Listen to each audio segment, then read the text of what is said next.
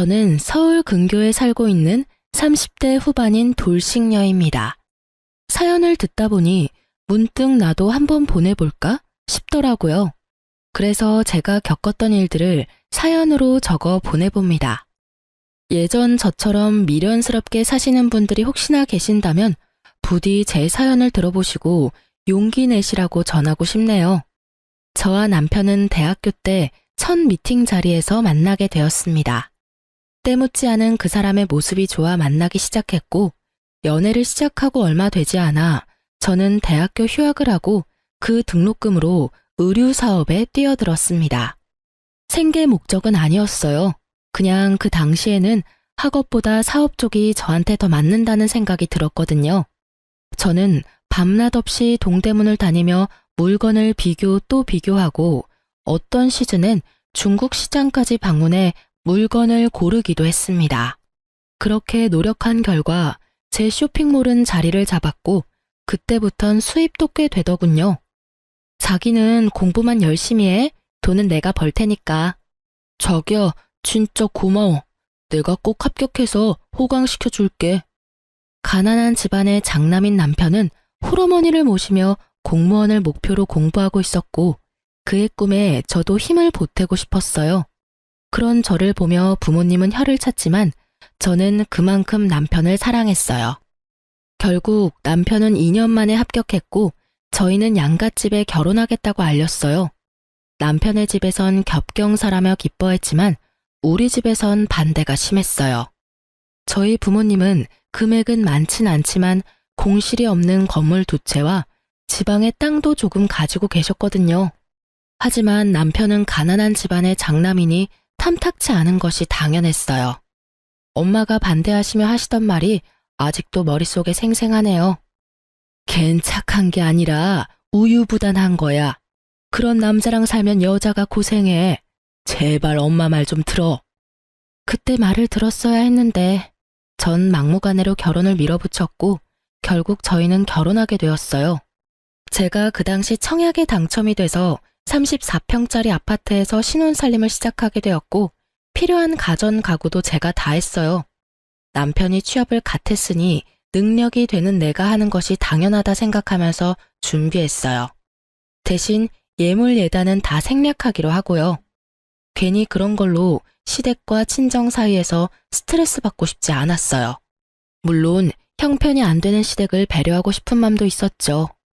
결혼 생활은 부모님의 우려와는 달리 행복했어요.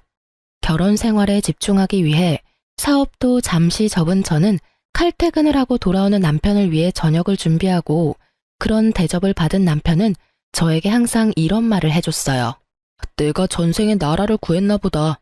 우리 여보 같은 여자가 나랑 살아주고 말이야. 알면 잘해. 아니다. 앞으로도 지금처럼만 해. 알겠지? 그럼. 앞으로도 충성을 다하겠습니다. 충성! 이렇게 저희는 1년하고 6개월 행복했습니다. 문제는 엉뚱한 곳에서 생겼어요. 신랑의 남동생, 그러니까 시동생이 결혼하고 난 뒤부터 저희는 틀어지기 시작했어요. 안정된 삶을 위해서 공부를 했던 남편과는 달리 시동생은 이 일 저 일 가리지 않고 닥치는 대로 일만 해서 가게를 차렸어요. 장사가 꽤 되는지 장가 갈 때 집을 시동생이 스스로 장만해서 갔다고 하더라고요. 물론 시댁 도움은 없었고요. 시동생이 능력이 되니 동서도 시집 올 때 다 갖춰서 왔어요. 어머님께 코트, 가방, 심지어 집에 소파까지 바꿔드렸다고 하더라고요. 이때부터 시어머니의 비교와 홀대가 시작됐어요. 아가, 내가 아들이 2명이나 있는데 이런 대접은 또 처음 받아보는구나. 정말 고맙다, 아가. 아니에요, 어머니. 당연히 해드려야죠. 아이고, 마음씨도 고운 것. 우리 집에 복덩이가 들어왔어, 복덩이가. 아유, 어머님, 그만하세요. 형님 섭섭하시겠어요. 섭섭하기는 첫째야. 섭섭하니? 아니에요. 어머님, 섭섭하기는요. 뻔히 제가 있는 자리에서 몇 번이고 이런 얘기를 주고받는데 바보가 아닌 이상 알죠. 왜 모르겠어요? 아, 나는 미운 털이 제대로 박혔구나. 양가 집안 합의로 예물 예단도 생략했던 건데 그건 까맣게 잊으신 듯 보였어요. 점점 비교와 홀대가 심해졌지만 크게 신경 쓰지 않았어요. 제가 아예 해온 것이 없다면 눈치가 보이긴 했겠지만 금액으로 따지면 제가 동서보다 더 많이 해왔으니까요. 그저 따지고 들기 싫어서 조용히 있었어요. 전 당당했고 참을만 했으니까요. 하지만 점점 참을 수 없는 일이 벌어지더군요. 예, 둘째네 오늘 병원 다녀왔는데 아들이란다. 이게 무슨 겹경사니? 정말 복덩이도 그런 복덩이가 없어. 어머, 너무 축하할 일이네요. 시어머니의 전화를 받은 저는 온몸에 소름이 돋으며 큰일이다 싶더군요. 앞으론 애 문제로 날 볶아대겠구나 싶어서요. 아니나 다를까 심할 때는 하루에도 몇 번씩 시어머니에게서 전화가 왔어요. 너흰 아직 소식 없니? 네, 어머니, 아직이요. 곧 생기겠죠. 곧이 언제니 대체? 너희 결혼한 지 이제 2년째다. 둘째네는 떡하니 아들까지 가졌는데 명색에 장남은 소식도 없으니 너희 노력은 하고 있는 거 맞니? 혹시 각방 쓰고 그런 거 아니지? 너희 혹시 피임하니? 처음에는 조심스럽게 물으시던 소식도 시간이 지날수록 점점 선을 넘으시더군요. 부부관계에 시어머니가 간섭하기 시작했고 심지어는 제 월경 날짜를 물으시곤 합방 날짜까지 정해주시더군요. 전 참다 못해 합방 날짜가 적힌 문자를 남편에게 보여주었죠. 여보, 이거 좀 봐봐. 이게 뭔데? 무슨 날이야? 어머님이 우리 합방하라고 정해주신 날짜야. 어떻게 생각해? 뭐? 우리 엄마가? 왜 그랬지? 나한테 생리 언제 하냐고 물으시더니 이렇게 문자 보내셨어.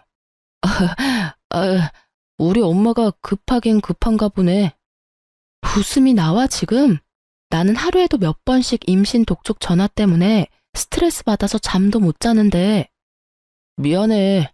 근데 좋은 게 좋은 거라고 여보가 좋게 생각해주면 안 될까? 내가 당신 그렇게 말할 줄 알아서 참고 참다가 하는 얘기야. 어머님 나한테 임신 문제로 전화하기 시작한 게 벌써 한 달이 넘었어. 정도껏 하셔야 나도 참지. 이건 해도 해도 너무하시잖아. 내가 보기엔 걱정이 돼서 이러는 것 같은데 당신이 너무 예민하게 받아들이는 것 같아. 흥분을 조금만 가라앉히고 좋은 게 좋은 거라고 좋게 생각해보자. 응? 그놈의 좋은 게 좋은 거라고는 무슨. 지금 생각해보면 이때 그만뒀어야 했는데 그 빌어먹을 사랑이 뭔지 남편의 그 우유부단하고 흐린 판단력도 사람이 너무 착해서 상황을 너무 좋게만 생각하려고 한다 싶더라고요. 평소라면 그냥 넘어갔겠지만 다른 것도 아니고 임신 문제이기에 더 확고하게 제 생각을 말해야겠다고 생각했어요. 시어머니가 선을 넘기도 하셨고요.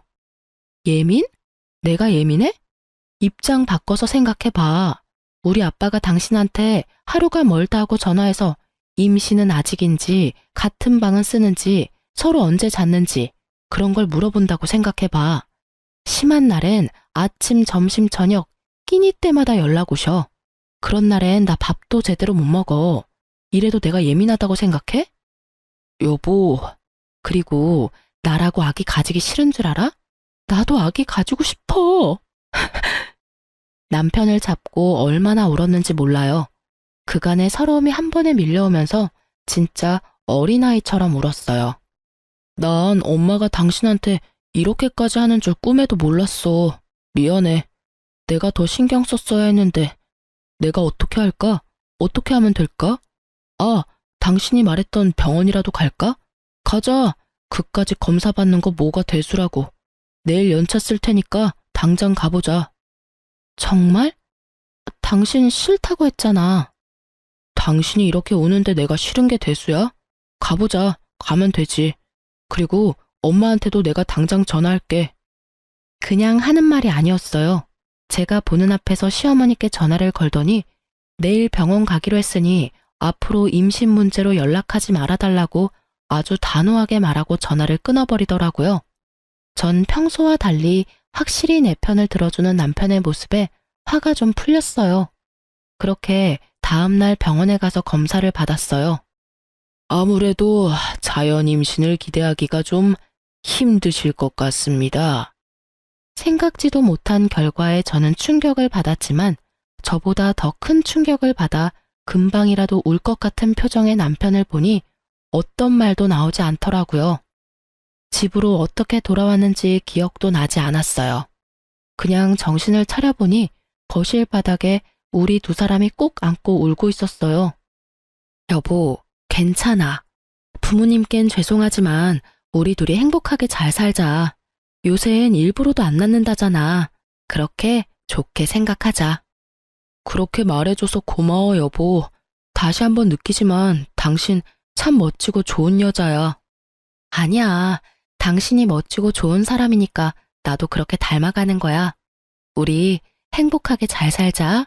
그렇게 저흰 부모님께는 비밀로 하고 우리만의 행복을 위해 잘 살자고 서로를 위로했습니다.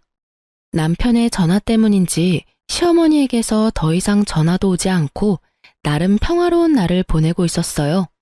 며칠째 기운 없는 남편을 위해 선물이나 사줄까 하는 생각에 휴대폰으로 검색을 하고 있었죠.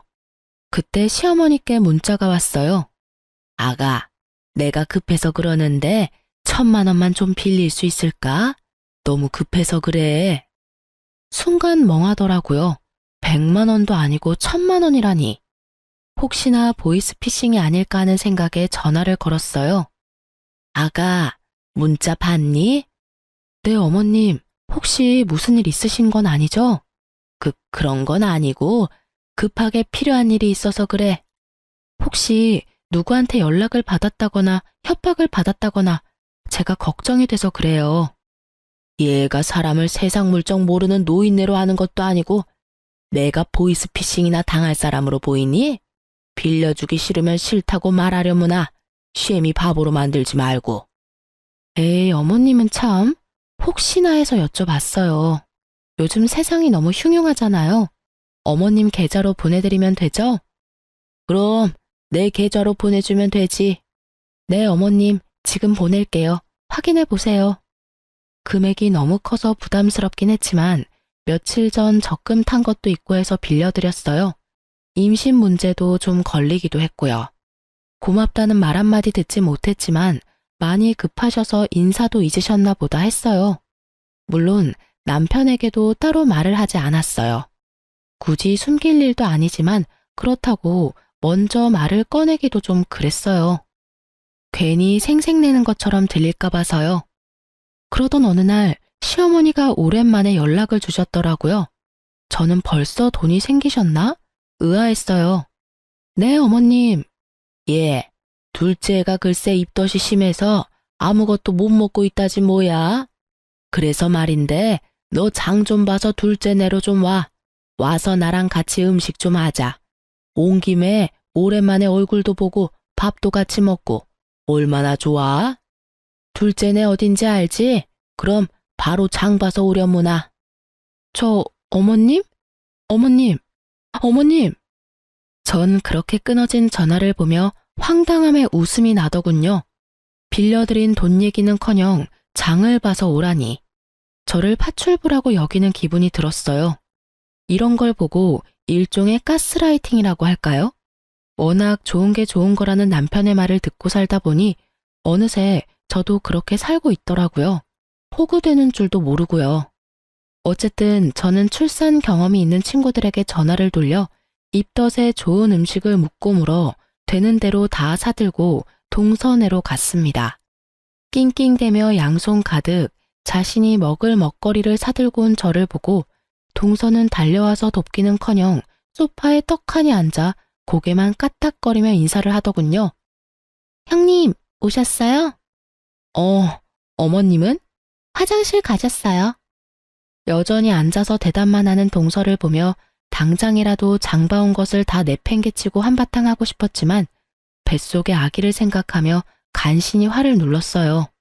얼마나 이를 꽉 깨물었는지 턱이 다 아려오더군요. 속으론 참을 인을 되내며 사온 재료를 주방에 두고 거실로 나왔어요. 너무 힘들어서 도저히 바로 요리를 못하겠더라고요. 거실로 나오니 아기 용품이 꽤 보였어요. 아기자기한 것이 저도 모르게 시선이 가더라고요. 아기 용품을 보고 있는데 못 보던 가방이 보였어요. 그냥 딱 보아도 구입한 지 얼마 되지 않은 에르땡땡 가방. 저도 사고 싶었던 가방이라 한눈에 딱 들어오더라고요. 동서, 저 가방 웬 거야? 원래 있었나? 아니요. 어머님이 얼마 전에 출산 선물이라고 미리 사주셨어요. 예쁘죠? 뭐? 어머님이? 네. 출산 선물로 뭐 갖고 싶냐고 물으시길래 그냥 가방이라고 했을 뿐인데 이렇게 비싼 가방을 사오셨더라고요. 어머님 진짜 대단하시지 않아요? 이렇게 비싼 가방까지 기대한 건 아니었는데. 그러니까 형님도 얼른 아들 하나 낳아요. 장손 출산 선물은 얼마나 대단하겠어요? 저는 아무 말도 들리지 않았습니다. 오로지 가방만 눈에 보이더군요. 아니, 정확히는 제가 빌려드린 1,000만 원과 그 가방이 겹쳐 보이더군요. 그렇습니다. 어머님이 저에게 급히 빌려간 1,000만 원은 알고 보니 동서 가방을 사는데 쓰였더군요. 시댁엔 저만한 가방을 사줄 만한 돈이 절대 없다는 걸 알기에 더 생각해 볼 필요도 없이 제 돈이었어요. 화가 머리끝까지 차올랐지만 정신줄을 꽉 잡고 있었어요. 여기서 이성의 끈을 놔봤자 저한테 득될 것이 없었으니까요. 심호흡을 하며 최대한 이성적으로 생각하려고 노력하고 있을 때 화장실에서 시어머니가 나오더군요. 그러면서 한 손에 들고 있던 걸레를 저에게로 던지더니 이렇게 말하는 겁니다. 예, 음식하기 전에 청소부터 좀 해라. 임산부 있는 집에 먼지가 너무 많아. 네? 전 제가 들은 말이 맞는 것인지 제 귀를 의심했습니다. 시댁 청소를 하라고 해도 불만이 터져나올 것 같은데 하물며 손아래 동서 집을 청소하라니요. 청소 좀 하라고. 청소 모르니? 우선 거실부터 청소기 좀 밀고 걸레로 좀 닦아라. 그리고 밥 먹고 나면 안방도 좀 치우고, 아, 창틀도 더럽더라. 거기도 좀 닦고. 요새 미세먼지 때문에 난리야, 난리. 아, 청소기는 작은 방에 있더라. 그거 쓰면 된단다. 언제까지 그러고 있을 거니? 빨리 청소기부터 가져와. 제가 왜요? 제가 너무 황당해서 왜냐고 되물으니 시어머니는 동서 옆에 딱 붙어 앉아 동서 배를 만지며 대답했어요. 그럼 입덧 때문에 밥도 못 먹은 얘가 하리, 다 늙은 내가 하리.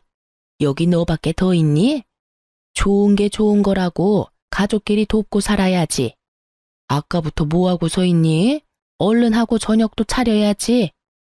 말도 안 되는 말을 말이라고 하고 있는 시어머니나 이런 말도 안 되는 상황에도 자신은 아무것도 모른다는 듯 불뚝 나온 배를 만지는 동서나 어이없기는 매한가지였어요. 시어머니의 닥달에도 제가 움직이지 않고 가만히 있자 언성을 더 높이며 말하더군요. 그러게 진작 아들 하나 낳았으면 이런 일은 없었지. 어디서 저런 모질한 게 우리 집에 들어와서 집안 대를 끊어놓고 있어?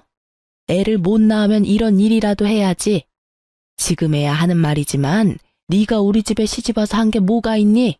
그 말을 듣는데 순간 정신이 번쩍 들더라고요. 저는 바로 휴대폰을 꺼내 남편에게 전화를 걸었습니다. 지난번과 같이 나는 정말 몰랐어 라는 변명의 기회 따위 주지 않기 위해서요. 여보세요? 여보, 당신 혹시 내가 어머님께 1,000만 원 빌려드린 거 알아? 그거, 응, 알고 있어. 그렇지 않아도 내가 고맙다고 말하려 했는데. 아, 알고 있었어? 그럼 그 1,000만 원이 어디에 쓰인지는 알고? 그거 재수씨 선물 사준다고 하시던데. 당신도 알고 있었어? 그럼 지금 내가 어디 있는지는 알아? 당신 지금 재수씨하고 엄마하고 같이 있는 거 아니야? 엄마가 나도 그리로 오라 그래서 지금 가는 중인데 거의 다 와가. 그럼 내가 여기 파출부짓거리나 하려고 끌려온 것도 알고 있겠네? 파출부짓이라니. 남의 집 와서 청소하고 음식하면 파출부지. 다르게 표현할 말이 있어? 있으면 말해보던가. 남이 아니라 가족이잖아. 가족끼리 서로서로 돕고 살아야지. 서로서로 돕는 게 아니라 나만 도우니까 이 사달이 나는 거야. 아직도 모르겠어? 여보, 말이 좀 심하다. 내 말은 심하고 지금 내가 처한 상황은 안 심하니? 일단 끊어. 와서 얘기해. 전화를 끊고 나니 더 화가 나더라고요. 이런 것도 남편이라고. 내 커리어는 다 접어두고 그야말로 헌신적으로 내조만 하며 살았는데 돌아오는 것은 이따위 취급이라니. 그야말로 온갖 정이 뚝 떨어지더라고요. 이 사태를 어떻게 해야 이 화가 풀릴까? 머릿속으로 5만 가지 생각이 오가는 그 순간 동서가 한마디 하더군요. 형님, 지금 어머님 앞에서 무슨 짓이에요? 짓? 저는 그야말로 이성의 끈이 끊기는 소리가 들리며 오히려 정신이 맑아졌어요. 전 바로 제 발밑에 던져진 걸레를 집어들고 동서의 얼굴로 냅다 던져버렸습니다. 야, 너 임신한 게 유세냐? 입덧해서 밥 못 먹고 청소를 못하면 친정엄마를 부르던지. 그것도 안 되면 돈 주고 사람을 부르면 될 일이지 어디 사람을 오라가라 해? 저의 말과 행동에 적잖게 놀란 동서는 걸레가 닿았던 얼굴을 닦아내며 저를 노려볼 뿐 아무 말도 못하고 있었고 시어머니는 벌떡 일어나 막말을 하기 시작하더라고요. 시집 올 때 몸뚱이 하나 가지고 와서 내 아들이 벌어다 주는 돈이나 펑펑 쓰면서 놀고 먹는 그런 주제에 어디서 니까짓 게 큰 소리야? 전 치사하고 더러워서 끝까지 하고 싶지 않았던 말을 하기로 했습니다. 어쩌겠어요. 새까맣게 잊으신 것 같으니 제가 다시 일깨워 줄 수밖에요. 어머님, 제가 진짜 치사해서 이런 말 안 하려고 했는데 기억 안 나시는 것 같으니까 말씀드릴게요. 그래, 무슨 말인지 어디 한번 말이나 드러나 보자. 저 시집 올 때 몸뚱이만 가지고 오지 않았고요. 집, 가전, 가구, 심지어 지금 어머님 아들이 타고 다니는 그 차까지 제가 다 해서 왔고 다 제 명이에요. 거기에 어머님 아들 돈은 단 1원도 안 들어갔어요. 제가 예단으로 들고 온 것만 해도 억 단위인데 전 예물은커녕 봉투 하나 구경하지도 못했네요. 그리고 어머님 아들 월급으론 저 펑펑 쓰고 놀지도 못해요. 전 제가 모아뒀던 돈이랑 투자했던 돈으로 놀아요, 어머님. 그리고 그 돈으로 어머님께 1,000만 원 빌려드린 거고요. 그런데 그 돈으로 어머님은 동서 가방을 사주셨네요. 제 말에 동서는 몰랐던 사실을 알았다는 듯 놀란 눈으로 시어머니와 저를 번갈아가며 보더라고요. 그랬겠죠. 시동생이 가난한 자신의 집안 상황을 제대로 설명했을 리도 없겠죠. 지금 시부모가 살고 있는 집이 겉에서 보기엔 그럴듯했지만 사실 그 집은 자가가 아닌 전세인데다가 그 전세금도 월세로 사는 부모님을 두고 자신들만 좋은 집에 살 수 없었던 남편과 시동생이 마련해 줬던 거니까요. 속 시원하게 내뱉긴 했는데 순간적으로 아, 내가 너무 심했나? 싶더군요. 미우나 고우나 아직은 시어머니고 어른이시니까요. 하지만 그런 저의 고민을 한 방에 날려줄 말들이 시어머니 입에서 흘러나오고 있었습니다. 너 아들 하나 못 낳는 년이 성질만 나빠서는 너 그러니까 아기가 안 생기는 거야. 알아? 너같이 돈만 밝히고 못된 년은 평생 노력해도 임신은 꿈도 못 꿀 거다. 혹여 임신이 된다고 해도 그 애가 멀쩡히 잘 붙어 있겠니? 그 못된 신부에 떨어지고도 남지. 이 나쁜 년. 부모님께도 한 번도 들어본 적 없는 욕과 저주 섞인 말을 듣고 저는 생각했습니다. 사실을 밝혀야겠다고. 이런 사람에게 더는 배려할 필요가 없다고 말입니다. 아니요. 저는 충분히 아기 낳아드릴 수 있는데 어머님 아들이 고자라서 아기를 못 낳아드려요. 제가 문제가 아니라 어머니 아들이 문제라고요. 무정자증이라고 아세요? 어머님 아들이 무정자증이래요. 그렇습니다. 병원에서 저희가 들은 말은 남편이 무정자증이라 임신이 어려울 것이라는 결과였습니다. 저는 남편을 너무 사랑했기에 모든 것을 그냥 받아들였습니다. 저에겐 있지도 않은 이세보단 남편이 우선이었고 자신에게 문제가 있으니 다시 임신 얘기가 나오면 남편이 중간 역할을 잘해줄 것이라 믿었으니까요. 그래서 다 비밀로 하고 그냥 묻고 지나가려 했는데 이렇게 나오니 더는 숨길 필요가 없겠더라고요. 뭐가 어쩌고 저째? 네가 이제 하다 별 거짓말도 다 하는구나. 아들 가진 둘째가 부러우면 부럽다고 말해. 잘난 것도 하나 없는 년이 어디서 거짓말이야? 못된 년, 나쁜 년. 할 말 못할 말이 따로 있지 어디서 그딴 거짓말을? 말에 반은 욕설인 그 사람을 보며 전 더 이상 어머니라 부르기도 싫어졌네요. 그래서 더 눈을 똑바로 뜨고 말했어요. 아줌마, 그럼 잘난 동서랑 평생 사세요. 네? 이 잘난 것 하나 없는 년은 이만 사라질 테니까요. 제 말을 들은 동서는 너무 놀라 두 손으로 입을 틀어막았고 시무는 저를 한 대 칠 기세로 다가왔어요. 저는 때릴 테면 때려보라는 심보로 가만히 서 있었고요. 그런데 갑자기 시무가 바닥에 주저앉아 대성통곡을 하는 것이 아니겠어요. 저를 잡아 죽일 듯 하던 기세는 온데간데 없고요. 저는 당황스러워 바닥에 주저앉은 시무를 보고 있었어요. 그 순간 제 뒤에서 목소리가 들려오더라고요. 이게 다 무슨 일이야? 엄마 왜 울어? 그래요. 남편이 어느새 제 뒤에 서 있더군요. 시무는 자기 아들이 오는 걸 보고 우는 연기를 시작하신 거였어요. 제가 아까 잠근 걸 혼자 들고 들어오느라 현관문을 열어두고 닫는다는 걸 깜빡했더라고요. 그 활짝 열린 문으로 남편은 들어왔다가 이 사단을 본 것이었어요. 당신이 뭐라고 했어? 남편의 물음에도 제가 아무 말도 안 하니 동서가 얄밉게 답했어요. 어머님이 청소 좀 도와주면 안 되겠냐고 하시니까 형님이 제 얼굴에 걸레를 막 던지고 어머님한테는 아줌마라고 하면서 소리를 막 지르시는데 저희 너무 무서웠어요. 무정자증 얘기는 빼더군요. 그건 동서도 입에 올리기 그랬던 모양이었어요. 동서의 소름 끼치는 연기가 끝나자 더 소름 끼치는 어머님의 연기가 시작되더군요. 아이고, 내가 너무 오래 살았지. 오래 살았어. 청소 좀 같이 하자고 했더니 시애미를 잡아먹으려고 하지를 않나. 손 아래 사람이 좋게 한마디 했다고 시애미 보는 앞에서 걸레를 집어 던지지를 않나. 그뿐이니 감히 내가 보는 앞에서 내 아들을 쥐잡듯이 잡고 아이고 내가 너무 오래 살았어. 내가 죽어야지. 이 꼴 보면서 더 살면 뭐해? 어머님 그런 소리 하지 마세요.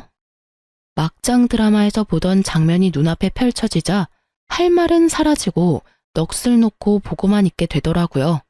그러면서 이때껏 저런 사람들을 가족이라고 생각했던 저 자신이 한심스러우면서 상황이 더 명확히 보이기 시작했어요. 아, 이 사람들은 내가 진짜 우습구나, 날 진짜 호구로 봤구나 하고요. 아줌마?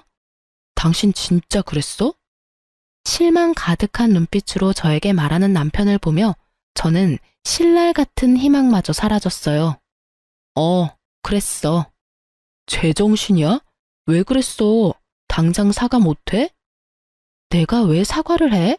당신 날 몰라? 내가 이렇게까지 하는 데는 그 이유가 있을 거란 그런 생각은 못하는 거야? 이유? 그래, 이유나 좀 알자. 당신 도대체 왜 이래? 엄마가 당신한테 돈 빌려서 가방 사준 것 때문에?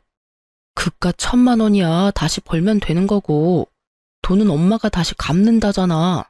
그리고 우리가 그 돈 없으면 죽어? 그것도 아니잖아. 뭐?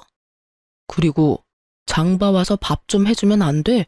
다른 사람도 아니고 임신한 가족이 입덧 때문에 밥도 못 먹고 있다는데 많이 양보해서 우리 엄마가 너무 심했다고 치자. 그렇다고 시어머니한테 아줌마라고 하는 게 제정신으로 할 수 있는 말이야? 당신 이런 사람이었어? 저는 더는 말할 가치를 못 느끼겠더라고요. 입 아프게 말해봤자 알아들을 사람으로도 안 보였고요. 그래도 할 말은 해야지. 이것까지 참았다간 병이 생길 것 같아 겨우 입을 열었습니다. 내가 제정신이 아니었네. 그러니까 일단 호구짓이나 하고 있지. 뭐? 호구짓? 가족끼리 돕는 게 호구짓이야? 그렇게 가족 돕는 게 좋으면 네가 와서 하지 그랬어. 엄연히 따지면 난 가족도 아니잖아. 그리고 와서 음식하는 건 내 몸이고 내 손인데 왜 네가 된다 안 된다를 판단해? 네가 된다고 하면 나는 당연히 와서 청소도 하고 음식도 해줘야 해? 웃기지도 않아, 진짜. 그깟 1,000만 원. 1,000만 원은 당신 돈이야? 내 돈이야. 그리고 그깟이면 네가 빌려주지 그랬어. 아, 너한텐 1,000만 원은 고사하고 500도 없지? 야, 너 진짜 말 다 했어? 아니, 아직 중요한 말을 못했어. 우리 이혼해. 난 더는 이런 취급받으면서 너랑 살 생각 없어. 그러니까 잘난 너희 가족끼리 잘 먹고 잘 살아. 당신 후회할 짓 하지 마. 후회? 참나. 큰 착각하는 것 같아서 하는 말인데 나 당신한테 손톱만큼도 미련 없어. 오히려 나 지금 기뻐. 이젠 이 지긋지긋한 집안 안 보고 살아도 된다고 생각하니까 몸이 막 깃털처럼 가볍다고. 그러니까 너나 후회하지 말고 잘 살아. 그리곤 뒤를 돌아 그대로 나와버렸습니다. 뒤에서 남편이 부르는 소리와 어머니의 욕설이 들려왔지만 다 무시했어요. 차에 탄 저는 친정으로 향하며 바로 변호사를 선임했어요. 아주 비싼 돈을 주고 말이에요.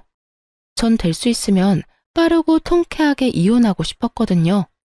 친정에 도착한 저는 최대한 한쪽에 치우치지 않으려 노력하며 상황을 부모님께 설명했습니다. 한참 동안 듣고 계시던 부모님이 말씀하셨어요. 우리 딸 많이 힘들었겠네. 따뜻한 부모님의 목소리를 듣는데 왜 그렇게 눈물이 나는지 저는 오랜만에 부모님 품에 안겨 울었어요. 진작 엄마 말 들었으면 이런 일도 없었을 텐데. 미안해 엄마. 말 안 듣고 고집 부리다가 이런 꼴이나 보이고. 눈물 콧물 범벅이 되어 말하는 저를 보며 엄마가 머리를 쓰다듬어주며 말하셨어요. 딸, 이런 꼴이면 어떻고 저런 꼴이면 어때? 넌 여전히 엄마 아빠가 사랑하는 딸인데. 내 딸이 경험하지 않았으면 했던 일이긴 하지만 어쩌겠어? 이미 우리 딸이 다 보고 듣고 경험해버린 걸. 그러니까 앞으로는 그 경험을 밑거름 삼아 더 좋은 길로 나아가면 되는 거야. 알겠어? 그리고 이 말을 깜빡했는데 잘했어 우리 딸. 그런 취급받으면서 결혼 생활을 이어나갈 필요 없어. 그럴 땐 그냥 박차고 나와서 새롭게 시작하면 돼. 비록 그 길이 힘들고 험할지라도 넌 다 이겨낼 수 있어. 우리 딸은 충분히 용기 있고 현명한 사람이니까. 그런 널 엄마 아빠는 믿어. 그러다 너무 힘에 부치는 날엔 오늘처럼 엄마 아빠한테 와서 잠시 쉬었다가 엄마 아빠는 언제나 여기서 기다리고 있으니까. 알겠지, 딸? 고마워요. 부모님을 만나보니 확실히 알겠더라고요.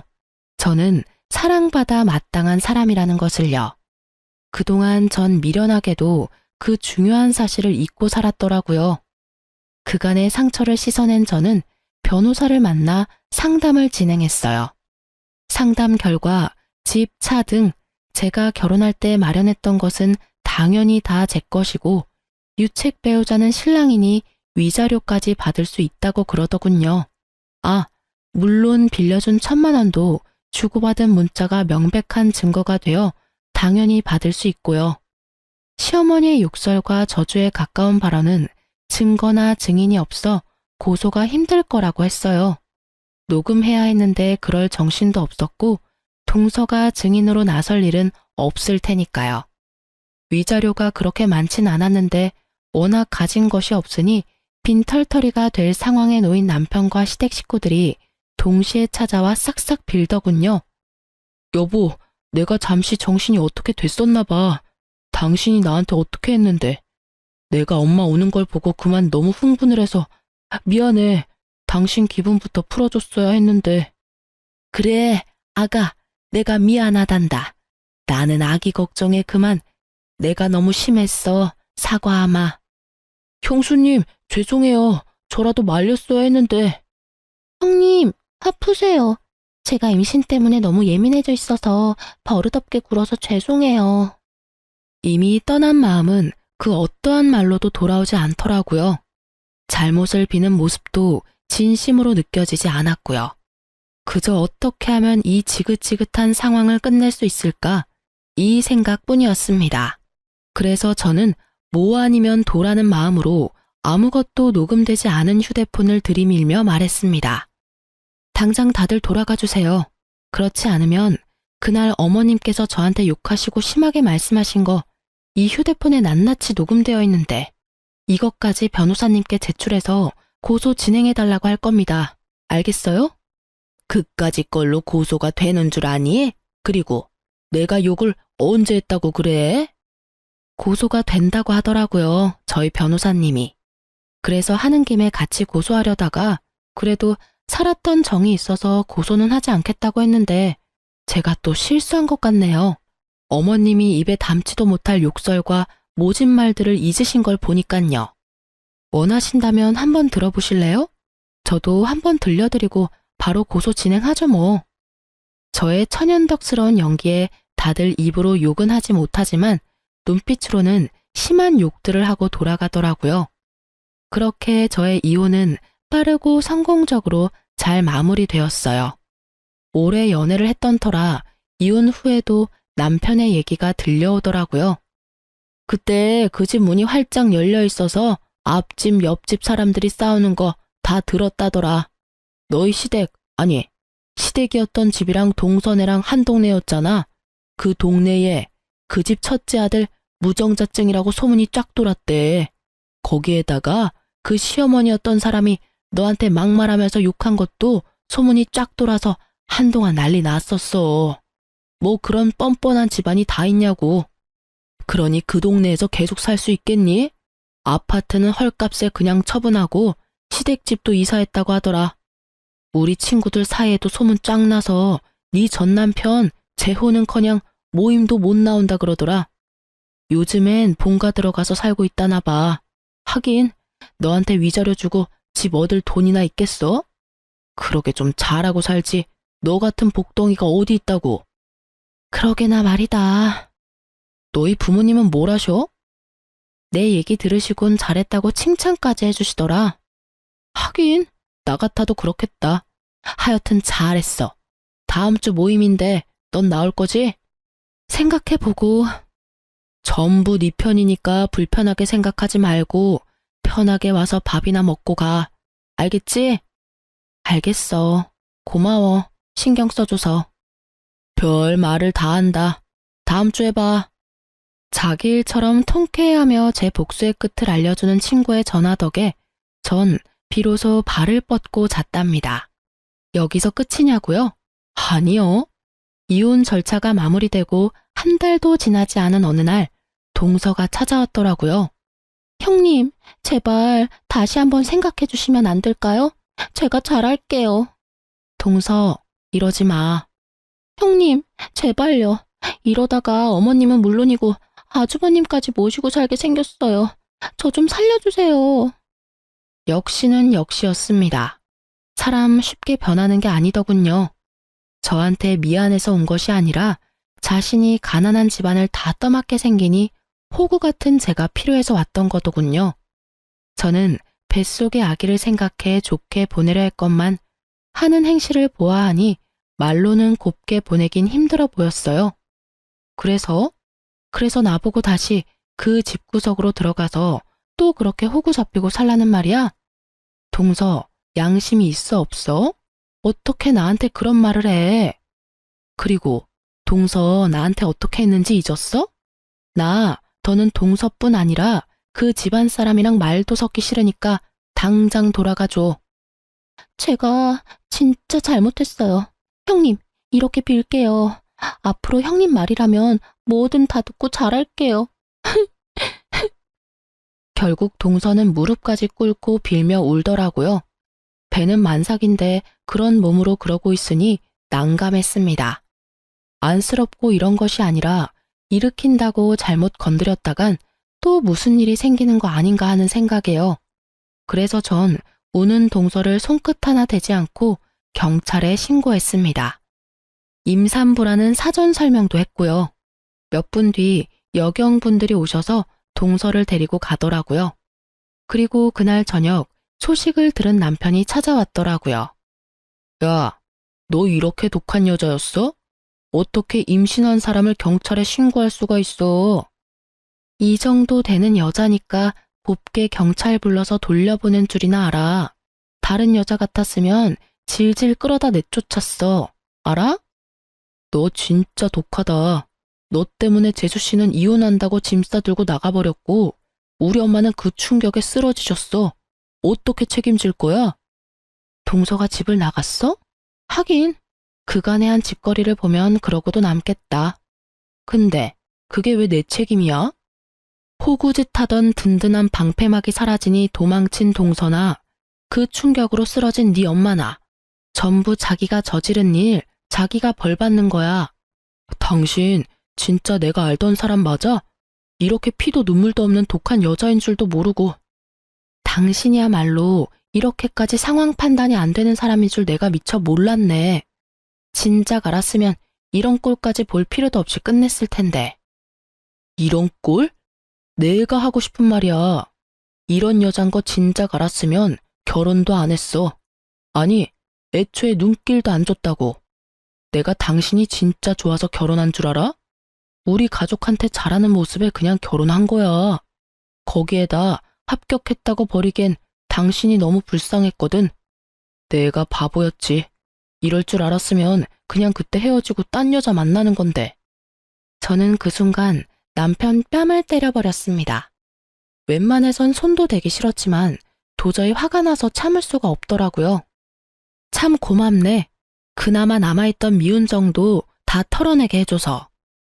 그리고 방금 한 대 맞은 거 신고하고 싶어도 조금만 참아.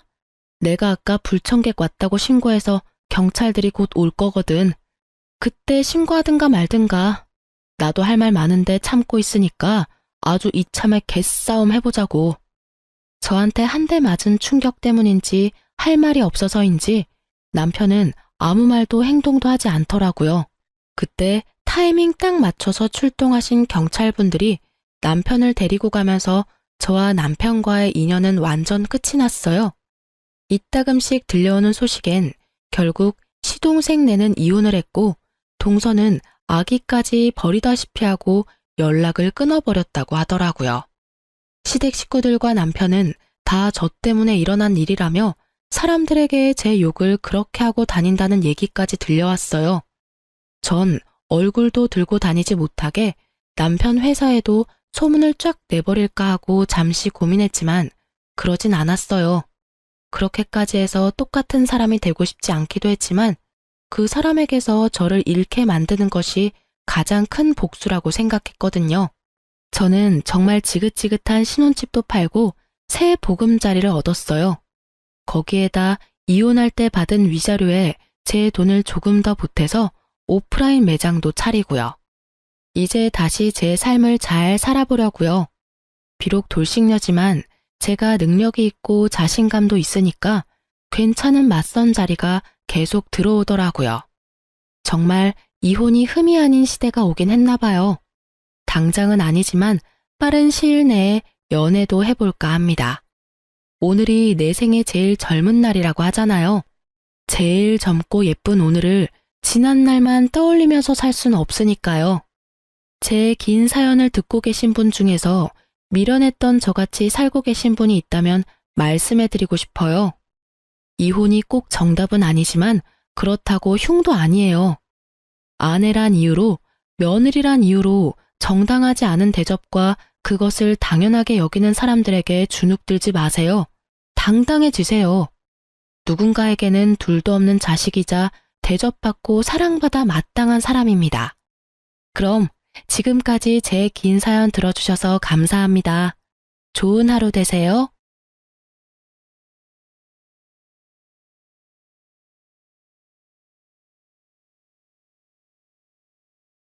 안녕하세요. 저는 30대 중반을 넘어가고 있는 여자입니다. 평소 유튜브라곤 관심도 없던 저인데 어느 날 친구가 여기에 저랑 비슷한 사연이 많다고 소개해 주더라고요.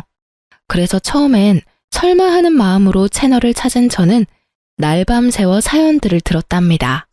사연 하나하나에 많은 공감과 답답함, 그리고 통쾌함을 느끼며 피곤한 줄도 모르고 들었네요. 그러다 문득 내가 겪은 얘기도 사연으로 적어보고 싶다는 생각이 들었어요. 그래서 용기를 내 사연을 보내니 부족하더라도 많은 이해 부탁드리며 이야기를 시작해 볼게요. 저와 남편은 맞선으로 만난 사이였어요. 너 이번에 잘하고 와야 한다. 의사야, 의사. 집은 좀 볼 거 없어도 직업이 좋잖니. 네 아빠 알지? 의사, 검사, 판사, 사자 사위 기다리는 거. 웬만큼 괜찮다 싶으면 그냥 결혼해. 네 나이도 곧 30 중반이야. 너 나이 더 먹으면 초혼자리는 힘들어 얘?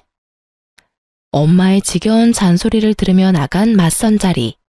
기대라곤 눈꼽만큼도 하지 않았던 저입니다. 사실 무슨 기대감이 있겠어요?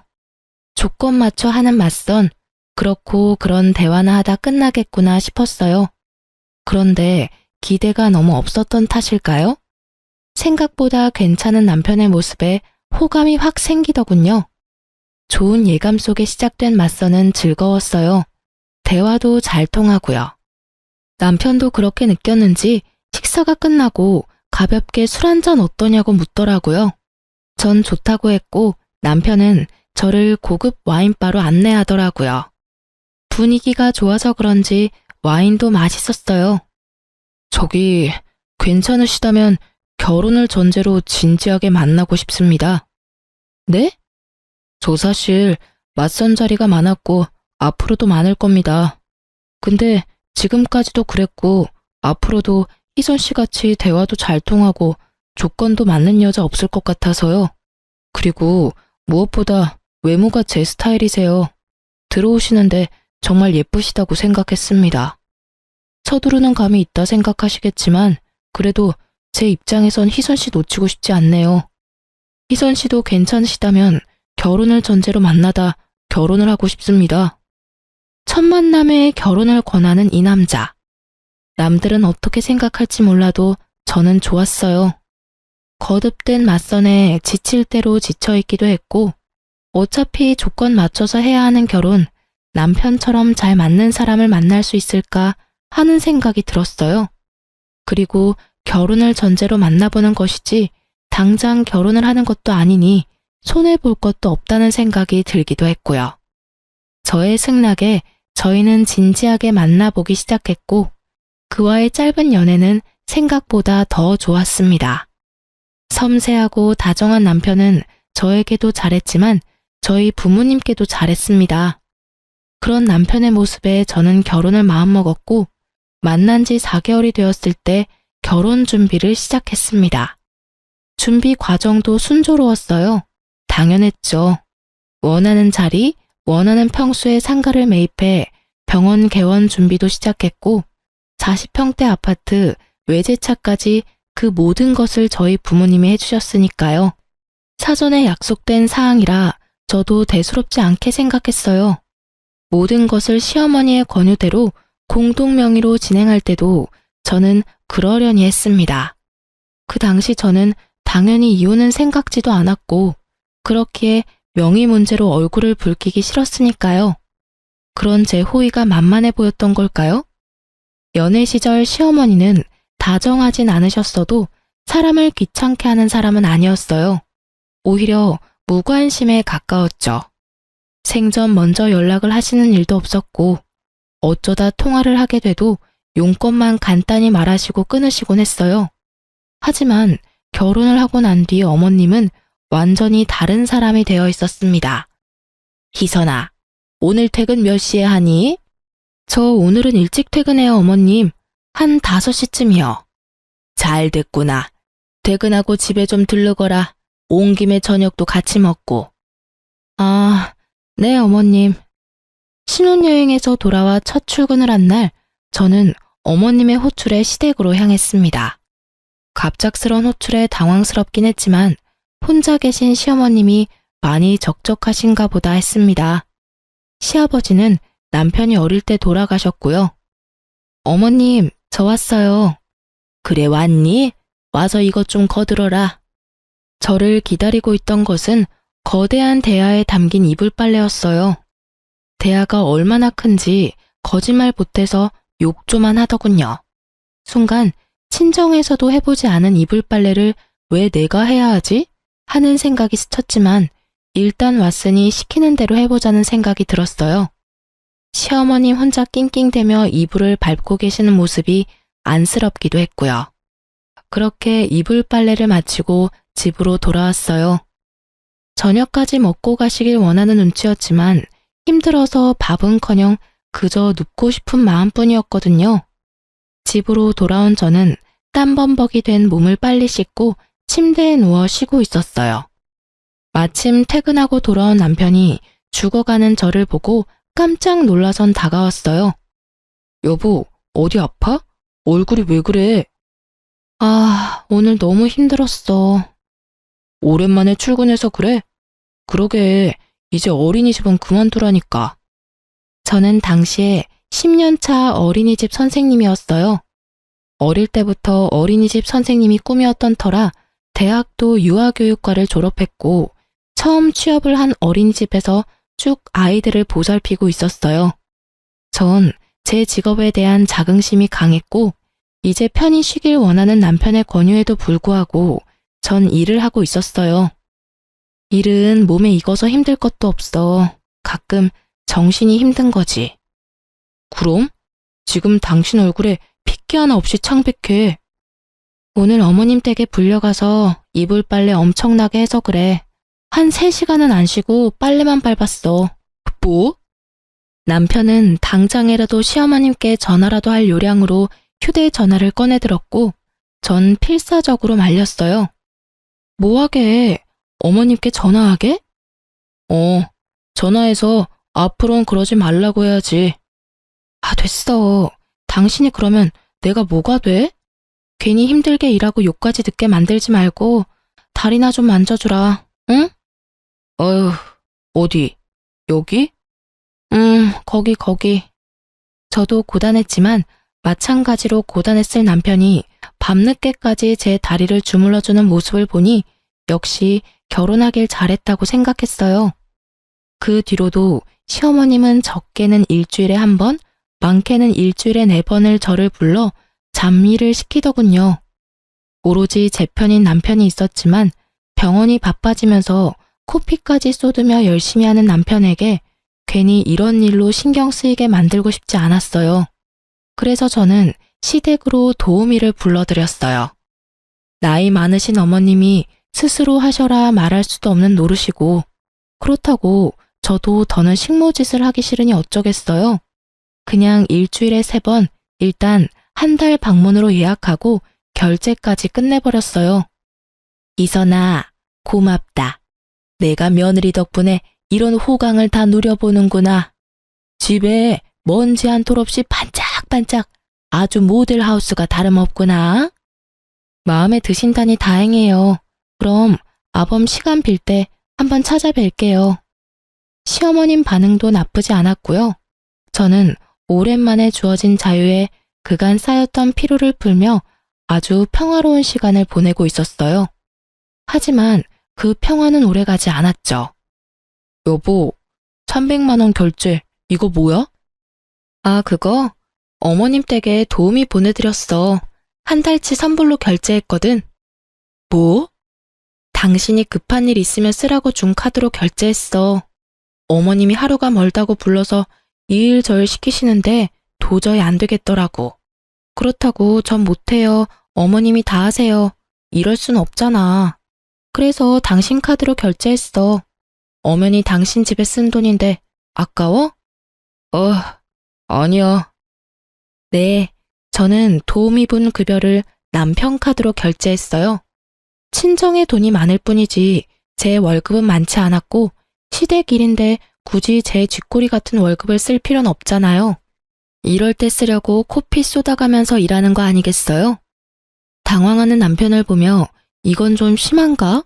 하는 생각이 들었지만 시어머님의 행동으로 봤을 때 이대로 뒀다간 저를 종부리듯 부려먹을 것이 자명했기에 저는 더 당당하게 나가기로 했습니다. 다음 날 남편에게 이러한 사실을 전해들은 시어머니가 노발대발하며 전화하셨더라고요. 넌 생각이 있니 없니? 하나밖에 없는 내 의사 아들이 밤낮 없이 피땀 흘려 버는 돈으로 사람을 보내? 넌 친정에서 그렇게 가르쳤니? 남편 돈으로 사치하면서 그렇게 살라고 가르쳤어? 네, 어머님. 저희 친정에선 이렇게 가르쳤어요. 뭐? 저희 친정에선 작은 일에 괜히 힘들이지 말고 돈으로 해결할 수 있으면 돈으로 해결하는 것이 가장 현명하다. 이렇게 가르쳤어요. 그래서 전 가르침대로 아범 돈으로 도우미 불러드렸고요. 어머님 말씀대로 하나밖에 없는 의사 아들이 밤낮 없이 피땀 흘려 돈을 버는 이유가 뭐겠어요? 다 자기랑 자기 가족 잘 먹고 잘 살려고 그러는 거 아니겠어요? 자기야 좋은 차, 좋은 집, 병원 원장까지 됐으니 그 정도면 성공했고, 나머진 어머님하고 저뿐인데 어머님은 집안일이 힘드시고 저는 그런 어머님을 돕느라 힘이 드니 어쩌겠어요? 어머님께 일어난 일은 돈으로 해결이 가능하고 마침 의사 아들은 돈을 잘 버니 돈으로 쉽게 해결하는 수밖에요. 그리고 어머님도 좋아하셨으면서 왜 이제 와서 이러세요? 설마 제 돈은 안 아까우시고 아들 돈은 아까워서 이러시는 거 아니시죠? 그럴 리가 있니? 생각보다 금액이 너무 커서 그래. 300만 원이 누구 집의 이름도 아니고 그냥 네가 와서 슬쩍슬쩍 도와주면 되는 것을. 어머님, 슬쩍슬쩍 아니고요. 저 진짜 힘들었어요. 어머님도 힘드셔서 저 부르셨으면서. 이왕 결제한 거니까 그냥 이번 달은 즐기시고요. 정 부담되시면 다음 달부턴 일주일에 한 번만 오시는 걸로 할게요. 아니다. 다음 달부턴 부르지 말어. 지금 오는 것도 당장 그만 오게 해라. 환불해. 그래요? 그럼 환불이 가능한지 한번 알아볼게요. 근데 어머님, 저 예전처럼 자주 가서 못 도와드려요. 저도 이제 일이 바빠져서. 그러지 말고 그냥 도우미분 도움 받으세요. 일주일에 한 번이면 금액도 크지 않아요, 어머님. 됐다. 너도 부를 일 없을 테니 빨리 환불이나 해. 이렇게 첫 번째 시어머님과의 전쟁은 저의 승리로 끝이 났습니다. 그날 이후 시어머님은 저를 부르지 않았어요. 그야말로 평화로운 날의 연속이었죠. 시댁 때문에 스트레스 받을 일이 없으니 남편에게 더 잘하게 되고 저에게 대접받은 남편은 더욱 힘내서 병원을 꾸려나갔어요. 그러면서도 쉬는 날이면 저와 산책도 하고 좋은 곳에서 외식도 하곤 했어요.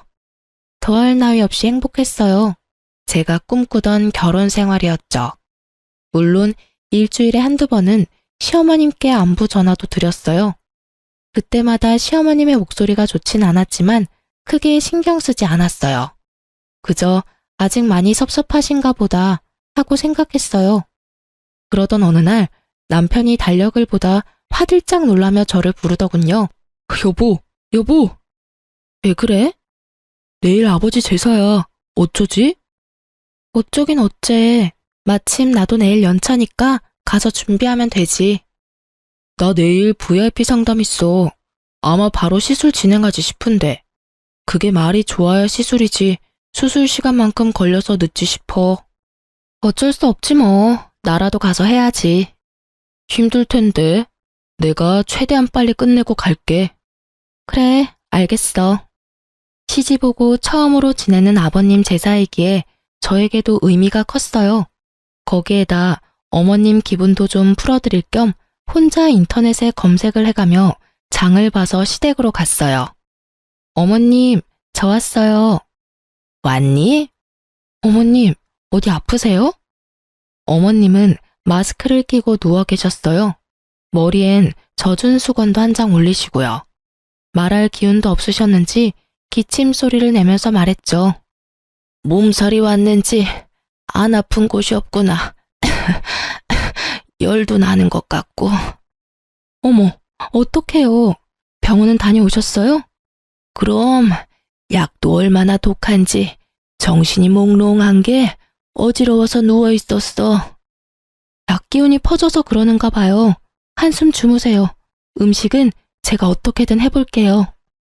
네가 할 수 있겠니? 최선을 다해볼게요. 어제 남편과 통화할 때까지만 해도 멀쩡하던 사람이 갑자기 아프다니 의심쩍은 부분이 있었지만 본인이 아프다니 어쩌겠어요? 저는 얼른 음식을 준비하기 시작했어요. 처음 해보는 제사 음식이지만 친정에서 어깨너머로 본 것이 도움이 되더군요. 대충 순서는 알고 있으니 크게 우왕좌왕할 일도 없었고요.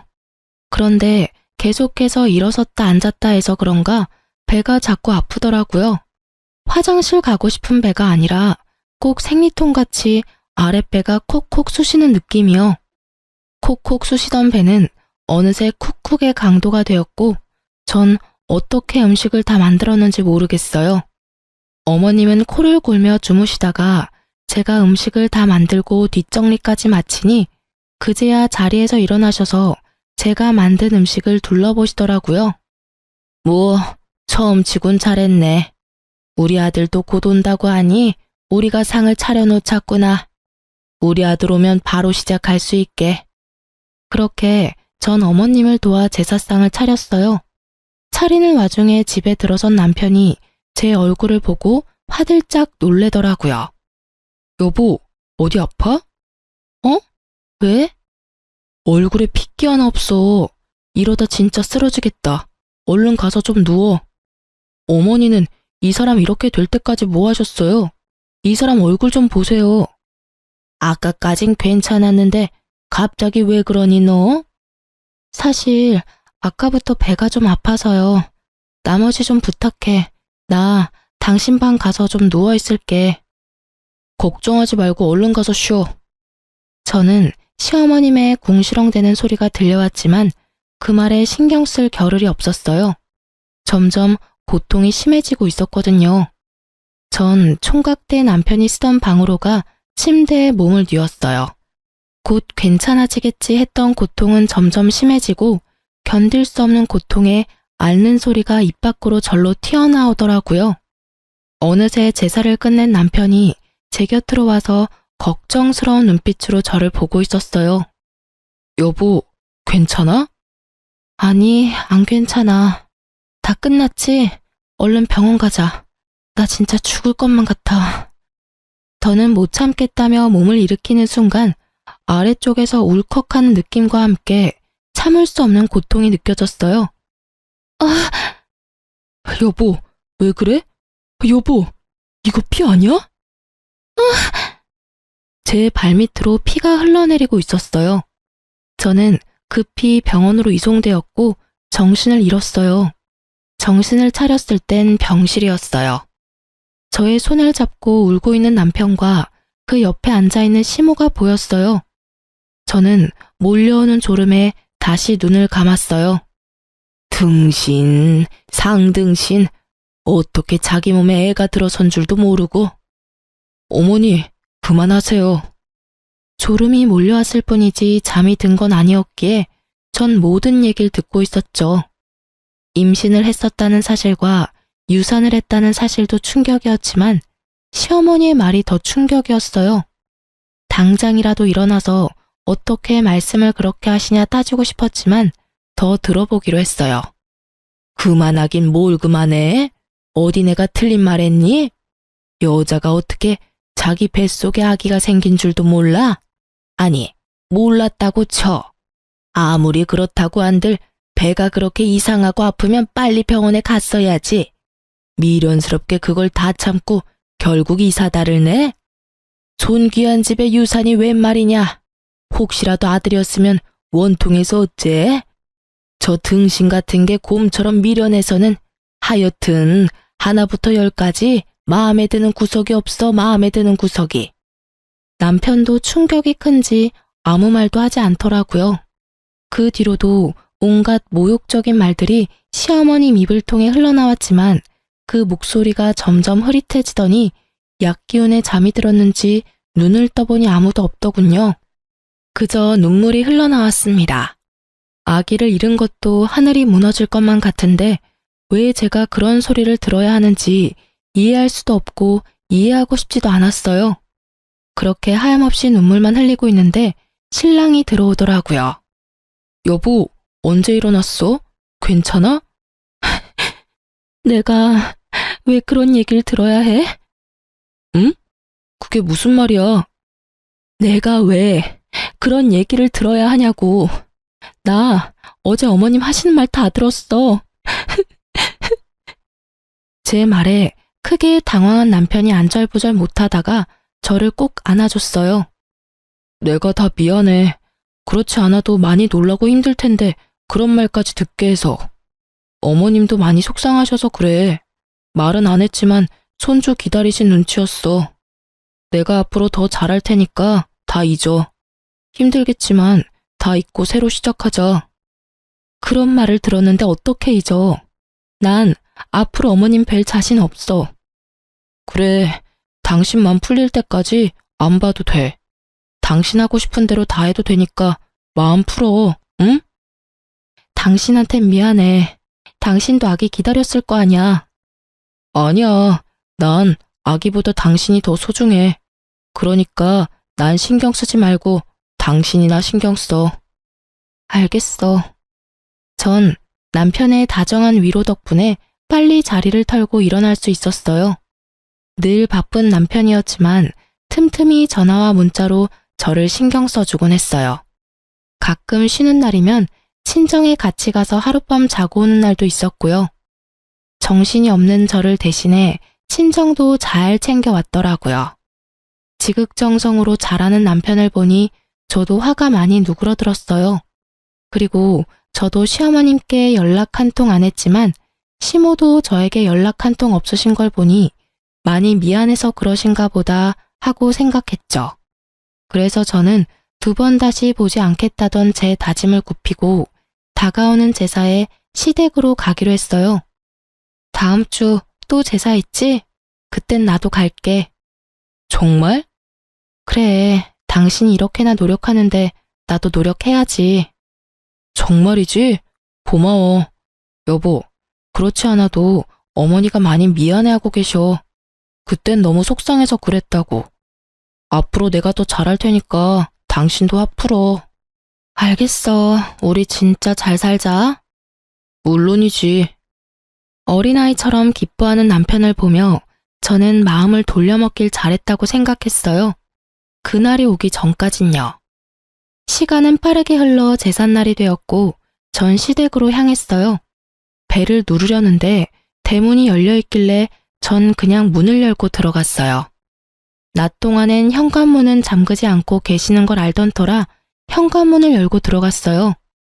어머님, 저 왔어요. 왔니? 웃으며 TV를 보던 시어머님은 저를 보더니 굳은 표정으로 갑자기 마스크를 끼셨어요. 그리곤 어색하기 짝이 없는 연기를 하시더라고요. 아이고, 머리야, 몸이야. 왜 그러세요? 또 아프세요? 비아냥거리는 제 물음에도 어머님은 꿋꿋하게 연기를 이어나가셨어요. 그러게나 말이다. 저번에 그런 일도 있고 이번에는 나도 좀 거들려고 했는데 도저히 안 될 것 같아. 눈에 뻔히 보이는 연기에 저는 그저 웃음만 났어요. 아, 그러세요? 어쩔 수 없죠. 쉬세요. 그래도 될까? 그럼 부탁 좀 하마. 저는 이제서야 명확해졌어요.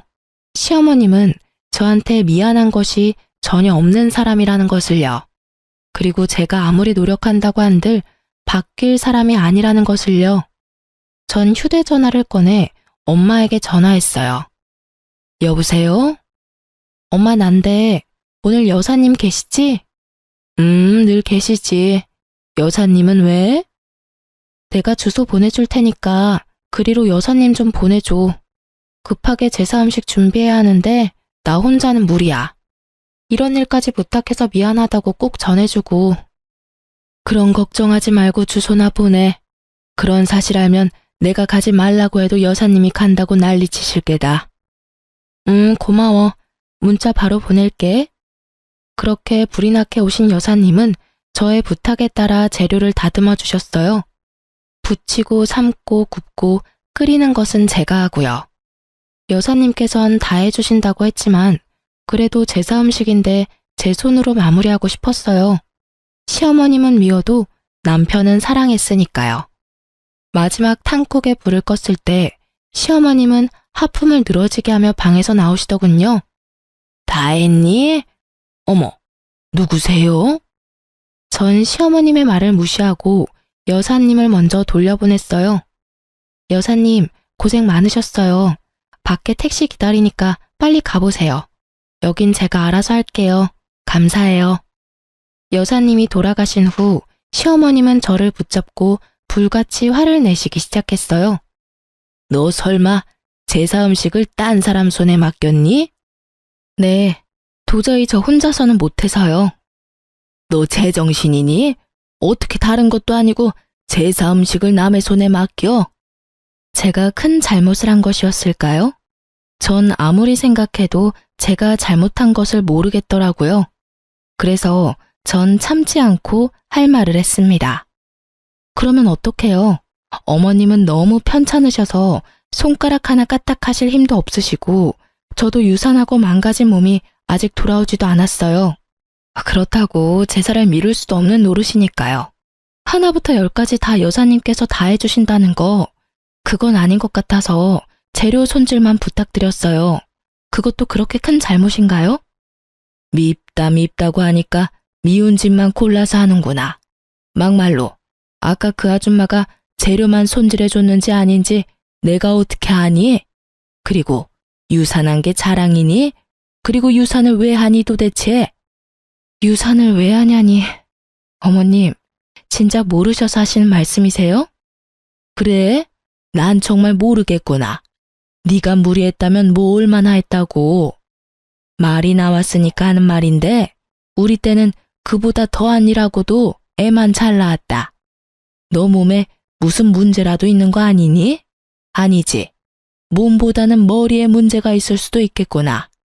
그러니까 애가 떨어지는데도 모르고 등신같이 그러고 있지. 보아하니 가정교육도 엉망에다가 직업도 별로야. 그렇다고 성격이 좋아서 고분고분한 맛이라도 있길 하나. 넌 무슨 자신감으로 우리 아들같이 잘난 의사한테 시집왔니?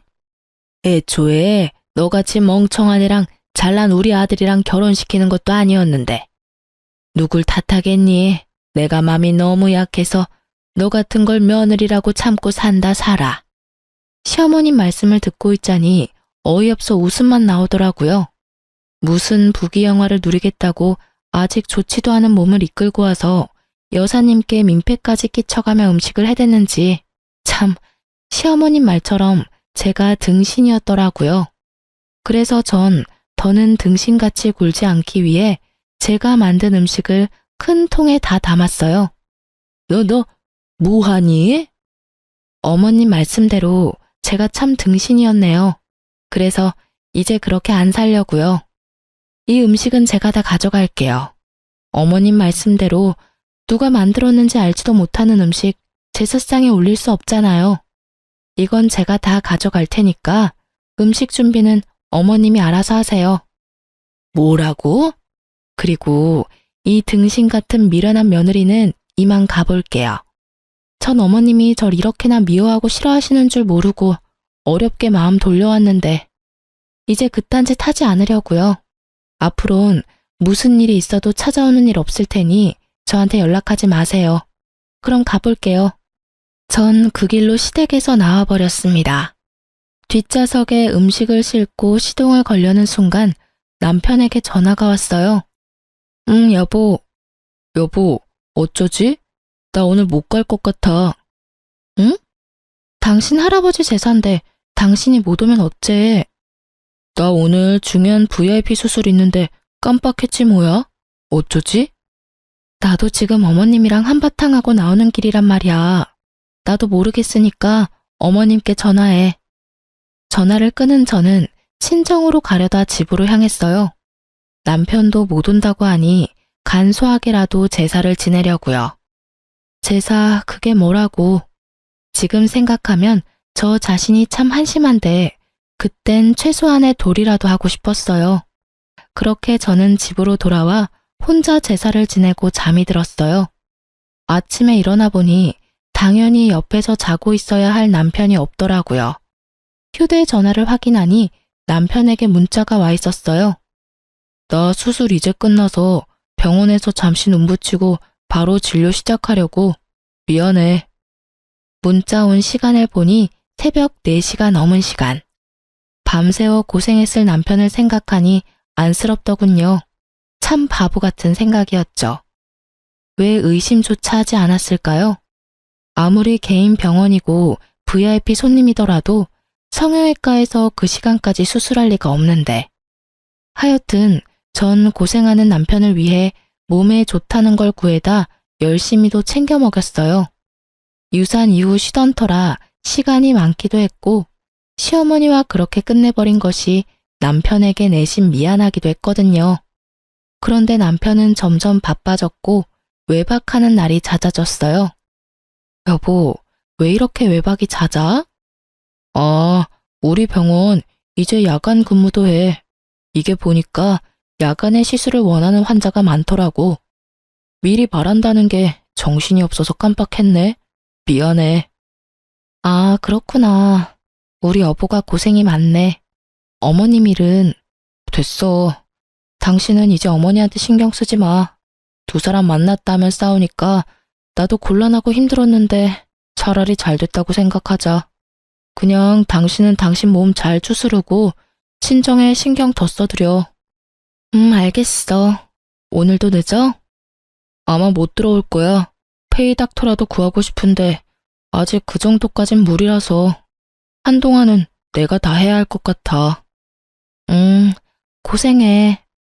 외박이 잦아지니 저도 의심이 되긴 했지만 병원 때문이라 하니 그런 줄만 알았어요. 집에 와서 잠만 자고 나가는 날들이 많아지고 가끔 집에서 쉬는 날에도 잠만 자더라고요. 대화는 사라지고 남편의 다정한 모습은 점점 사라졌어요. 아니, 사라졌을 뿐 아니라 변해갔어요. 당신 살쪘어? 나? 그런가? 아닐 텐데. 왜? 나 돼지 같아? 아니, 그 정도는 아닌데 관리 좀 해야겠다. 살도 좀 찐 것 같고 피부도 처지는 것 같네. 그래? 마사지라도 받아야겠다. 당신 카드 좀 쓸게. 당신 돈 없어? 병원에 기계 새로 들여서 나도 힘들어. 아, 나도 고정적으로 나가는 게 있으니까. 아, 알겠어. 내 돈으로 알아서 할게. 일을 쉬고 있으니 수입은 없는데 생활비부터 시댁 용돈까지 다 제 통장에서 나가니까 순식간에 통장 잔액이 비더라고요. 결혼 초반엔 신랑도 수입이 일정치 않았으니 제가 모든 걸 맡아서 해결했었거든요. 아무것도 모르는 남편이 그런 식으로 말하니 섭섭하긴 했지만 남편도 오죽 힘들면 저럴까. 그렇게 남편을 이해하려 애썼어요. 그러던 어느 날 엄마에게 전화가 왔어요. 엄마. 요새 박서방 무슨 일 있니? 왜? 무슨 일이라니? 요즘 통 연락도 없고 해서 내가 전화했더니 받지도 않고 혹시나 무슨 일 있나 해서. 아, 요즘 야간 진료도 혼자 도맡아 하느라고 바빠서 그런가 봐. 나도 요즘 얼굴 보기 힘들어. 그랬구나. 어쩐지. 2주에 한 번은 꼭 네 아빠랑 박서방이랑 낚시 다녔는데 요즘은 연락도 없더라고. 네 아빠 내심 섭섭한 눈치였는데 내가 말해줘야겠네. 자위 요즘 엄청 바빠서 그렇다고. 하여튼 네가 병원으로 옷도 좀 챙겨가고 해. 박서방 힘들겠다. 그렇지 않아도 오늘 가보려고 했어. 이틀째 못 들어오고 있어서 옷이라도 주고 오려고. 그래, 너도 몸 잘 챙기고. 사실 그때 어렴풋이 느꼈던 것 같아요. 아, 이 사람이 좀 이상하구나 하고요. 엄마와의 통화가 끝나고 전 미리 챙겨두었던 남편의 옷가지들을 가지고 병원으로 향했어요. 그런데 이게 무슨 일일까요? 병원 불은 꺼져 있고 마침 퇴근하는 간호사들이 나오고 있었어요. 저를 알아본 간호사 한 명이 인사를 건네더라고요. 사모님, 어쩐 일이세요? 원장님 아까 퇴근하셨는데 연락 못 받으셨어요? 아, 지나가는 길에 그냥 잠시 들러봤어요. 근데 혹시 요즘 야간 진료해요? 야간 진료요? 아니요. 저희 야간 진료한대요? 아니, 아는 사람이 새벽까지 하는 야간 진료 병원이 있다길래 혹시나 해서요. 그런 병원도 있어요? 하여튼 저흰 야간 진료 없어요. 그럼 먼저 가볼게요. 네, 고생했어요. 태연한 제 목소리와는 달리 분노에 가득 찬 제 주먹은 부들부들 떨리고 있었어요. 대체 어디서부터 어디까지 거짓이었는지 감도 잡히지 않았어요. 머릿속엔 온갖 더러운 상상들이 뒤섞이며 집까지 어떻게 온 줄도 모르겠더라고요. 그저 정신을 차려보니 남편은 침대에서 자고 있고 전 남편의 휴대전화를 보고 있었어요. 다행히 비밀번호는 바뀌지 않았더라고요. 업무적인 문자들 사이 유난히 눈에 띄는 문자가 있었어요. 하 사장님. 그녀와 주고받은 문자를 보는데 눈물이 흘러나왔어요. 보고 싶다, 사랑한다, 어젯밤 너무 좋았다 등등. 사랑하는 연인들이 나눌 법한 내용이었어요. 내용보다 더 기가 막힌 건 문자를 주고받은 날짜였어요. 처음 사적인 문자를 주고받은 건 아버님의 제삿날, 즉 제가 임신한 줄도 모르고 혼자 제사상을 차리다 불쌍한 아기를 하늘나라로 보낸 날이었어요. 그날부터 두 사람의 사적인 문자가 시작되었더라고요. 처음은 정말 환자와 의사 사이에 주고받을 수 있는 간단한 인사치레였어요. 하지만 점점 애정이 묻어나기 시작하더니 결국 사랑한다는 말이 오가더라고요. 그 기점이 할아버지의 제삿날이더라고요. 다른 여자랑 침대에서 그딴 더러운 짓이나 하는 줄도 모르고 전 땀 뻘뻘 흘려가며 제사상이나 차렸다고 생각하니 피가 거꾸로 솟았어요. 전 하 사장의 번호를 적어두고 주고받은 문자를 동영상으로 촬영했어요. 혹시 모르는 상황을 위해 증거를 남겨야 했으니까요. 그리고 세상 모르고 자는 남편을 깨웠어요. 일어나. 일어나라고. 뭐야. 신경질적으로 잠에서 깬 남편은 제 손에 들린 자신의 핸드폰을 보고 어떤 상황인 줄 눈치를 챈 듯 했어요. 잘못했다고 싹싹 빌 거라는 제 예상과는 달리 남편은 당당하더군요. 그렇지 않아도 얘기하려고 했는데 그걸 못 참고 휴대폰까지 뒤졌어. 그래, 맞아. 나 다른 사람 생겼어. 우리 이혼하자. 뭐? 당신, 뭐가 그렇게 당당해? 이혼? 그게 당신 입에서 나올 말이야? 최소한 미안하다는 말이라도 해야 하는 거 아니야? 그래. 미안해. 그러니까 이혼하자. 한숨을 내쉬며 마지못해 사과하는 남편을 보며 참을 수 없는 분노를 느낀 저는 있는 힘껏 남편의 뺨을 내리쳤어요. 이제 됐지? 일단 나 오늘은 나가서 잘게. 흥분 좀 가라앉히면 연락해. 한 대 맞아줬으니 만족하냐는 표정의 남편은 그대로 집을 나가버렸습니다. 그야말로 억장이 무너진다는 것이 이런 심정이었을까요? 전 그대로 자리에 주저앉아 남편이 나간 문을 보며 울었어요. 소리도 질렀다가 숨죽여 흐느끼다가 문득 그러고 있는 제가 한심해 웃었다가 그렇게 미쳐가다 보니 해가 떠오르더라고요. 붉게 빛을 내며 뜨는 해를 보니 제가 처한 상황이 실감이 나며 정신이 번쩍 들었어요. 이러고 있을 때가 아니지 하고요. 일단 전 시어머님께 해주던 금전적인 지원을 다 끊었어요. 마침 한 달치 용돈을 드리던 날이었는데 자동이체를 취소했어요. 돈이 들어올 때가 됐는데 들어오지 않으니 시모한테서 전화가 계속해서 오더라고요. 계속 울리던 전화가 잠잠하다 싶더니 집으로 직접 찾아오셨더라고요. 비밀번호는 어떻게 알았는지 당당하게 문까지 열고 저를 노려보고 계셨어요. 남편이고 시어머님이고 뭐가 저리 당당한지 헛웃음이 나더라고요. 너 지금 웃니? 울 순 없어서요. 무슨 일이세요?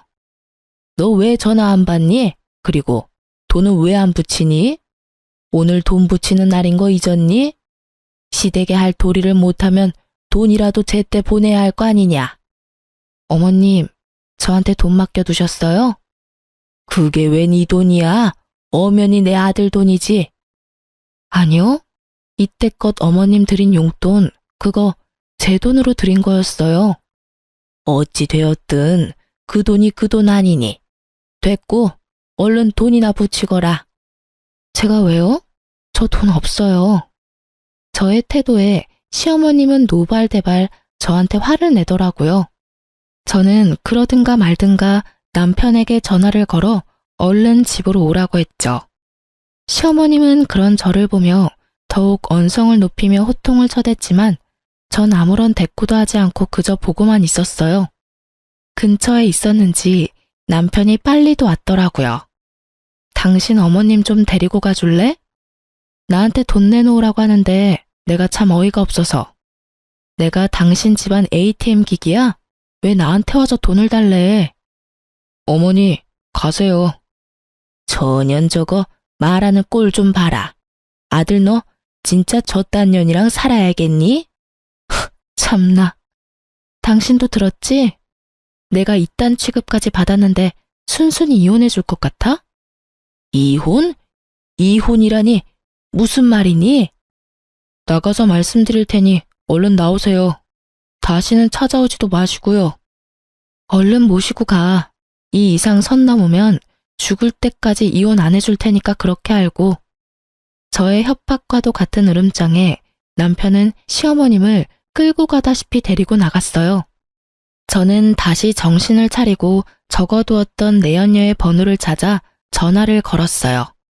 저의 전화를 받은 그 여자는 많이 당황하더라고요. 저 역시 당황스러웠어요.